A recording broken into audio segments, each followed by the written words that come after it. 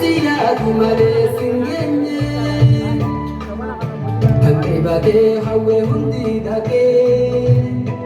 anuma kaakon keessaa haqee